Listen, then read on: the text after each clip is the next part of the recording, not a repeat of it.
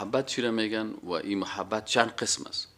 محبت خونه ما و شما میفهمیم که یک نفر یک کس را دوست می داشته باشه و این دوستی و محبتش تعلق میگیره به قلب انسان، که یک کس را قلبا دوست می داشته باشه و این محبت که در قلب انسان می باشه، این را علما به دو بخش تقسیم کرده که یکی محبت خاص است و یکی هم محبت عام. محبت خاص کدام یکی است؟ محبت است که او بر انسان خشوع پیدا میکنه، اطاعت پیدا میکنه. این محبت خاص فقط به الله متعال می باشه.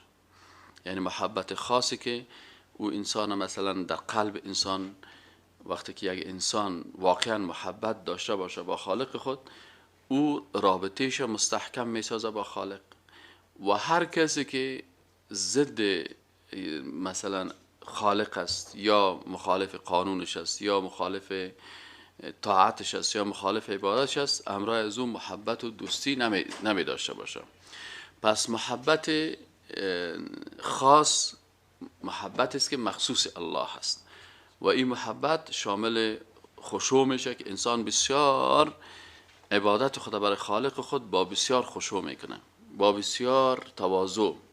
قد افلح المؤمنون الذين هم في صلاتهم خاشعون. اینمی خشوع از کجا پیدا میشه که یک نفر عبادت میکنه واقعا به خالق خود خشوع میداشته باشه؟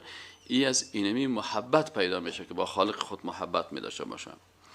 و همچنان محبت خاص که است بر انسان کمال اطاعت ایجاد میکنه. وقتی که انسان واقعا که خالق خود محبت داشته باشه، بازی اطاعت کامل میکنه. تو نیست که مثلا در یک بخش زندگی حکم الله را تطبیق بکنه و در بخش دیگه زندگی باز او را فراموش بکنه، بلکه انسانی که واقعا قلباً با خالق خود محبت داشته باشه، باز اینمی محبت قلبی واقعی برای انسان چی ایجاد میکنه که اطاعت خالق به شکل کامل میکنه در زندگی روزانه خود، در زندگی فامیلی خود، در زندگی دفتری خود، در زندگی سیاسی، در زندگی اجتماعی، در زندگی اقتصادی، در تمام بخش ها ای باز اطاعت از خالق میکنه.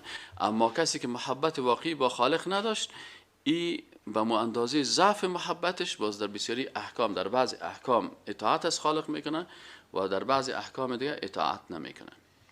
پس این حال همین درجه محبت انسان از همین معلوم میشه که من در مقابل خالق خود چقدر خشوع دارم. اگر واقعا اما خشوع و بردباری و تواضع ما به خالقم واقعا به اندازه بود که مرا به اطاعت خالق و به خشوع و تسلیمی به احکام خالق وادار ساخت، پس این محبت واقعی است که انسان پیدا میکنه.